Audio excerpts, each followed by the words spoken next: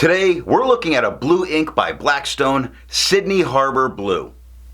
Hi, I'm Adam, and I'm an ink guy. I get inks, test them, and share the results with you. Now, there's timestamps down below so that you can skip around to the parts you're most interested in, but if you've got the time, I'd appreciate you checking out the entire video.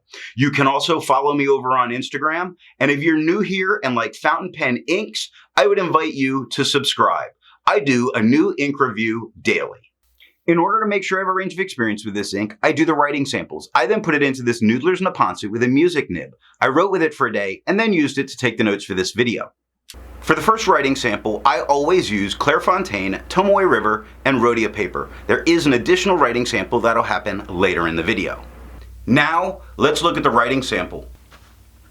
I picked this ink up in sample form, so it came in a vial like this. And to keep my writing samples consistent, I use a Jinhao 159 with a Goulet 1.1 stub, a Jinhao X450 with a Goulet medium, and a Jinhao X750 with a Goulet extra fine. Let's take a look at the Clairfontaine. No bleeding, no ghosting. The 1.1 has no feather spread, halo sheen, and no shade.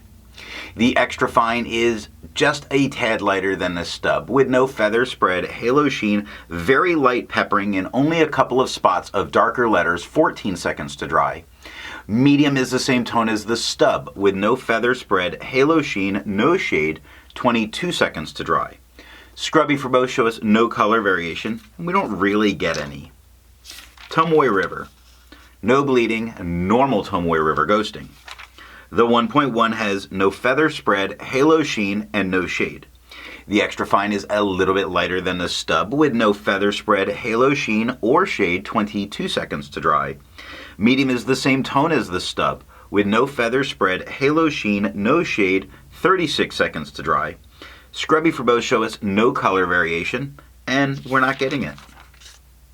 And Rhodia. With no bleeding, no ghosting. The 1.1 has no feather spread, halo sheen, and no shade. The extra fine is lighter than the stub with no feather spread, halo sheen, or shade, 16 seconds to dry. Medium is the same tone as the stub with no feather spread, halo sheen, or shade, 25 seconds to dry.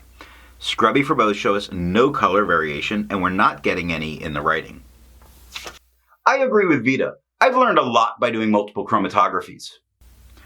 The one on the left is done the way it's supposed to be done. I put a line of ink down and immediately put it into water for 10 to 15 seconds.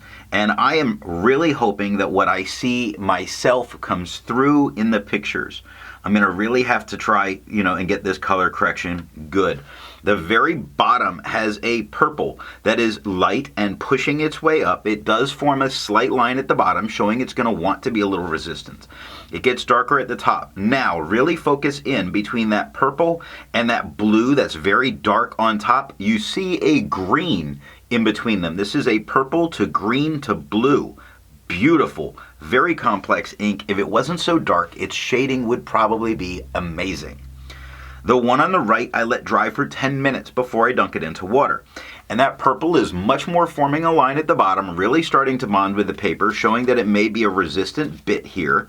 The green to me is a little more obvious here as it pushed up towards that blue. And again, I really do hope it comes through.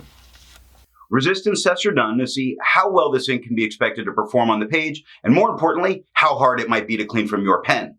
I let the smear dry for 3 days before testing it.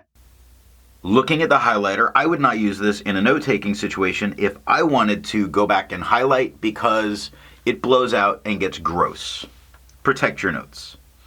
Water is moving all the darkest parts of the ink. It is not moving all of it. It seems to be very evenly breaking it up and removing it and leaving an even coat because it's just a much lighter tone of this ink. The interesting thing that did occur is as some of it was pushing away, and I hope this comes through on camera, we do see red sheen coming in on this around the edges of the water. Although I don't think I ever got to see any of the sheen in the writing, it just shows how some of what you see in swabs doesn't match the writing itself. Now, pen flush does everything that water does and a little bit more. Just below where that blurred F is, you start to see the white of the paper coming through. That's because it's completely reactivating and lifting it off of the paper. Now, it only took water for me to get this out of my pen. The 1/3 bleach solution completely obliterates it. For the inks I've tested, I have found an average viscosity of 2.5, with a realm of normal being from 2.1 to 2.9. I'm also linking a video that shows how I do my testing and my calculations. Blackstone's Sydnee Harbour Blue has a viscosity of 2.61, making it normal. To find my average dry times, I use my writing samples done on Clairfontaine, Tomoe River, and Rhodia paper. I average those. Now, for the inks I've tested, I have found an average dry time of 17 seconds, with a realm of normal being from 13 to 21 seconds.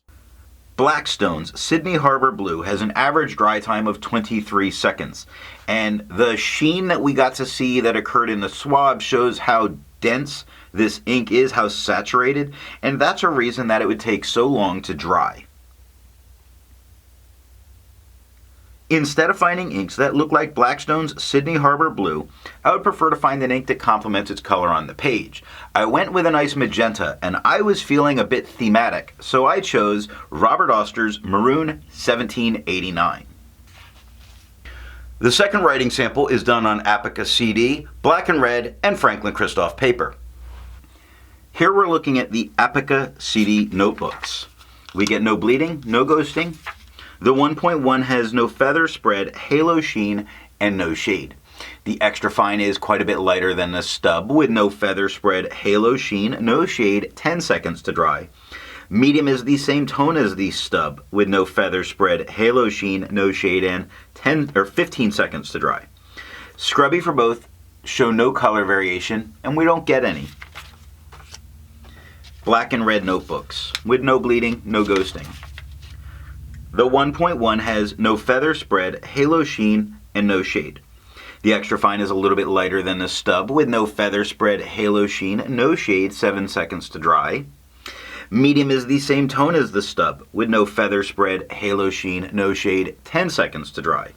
Scrubby for both show no color variation, and we don't get any. And Franklin Christoph paper. No bleeding, no ghosting. The 1.1 has no feather spread, halo sheen, no shade. Extra fine is lighter than the stub with no feather spread, halo sheen, or shade, and 7 seconds to dry.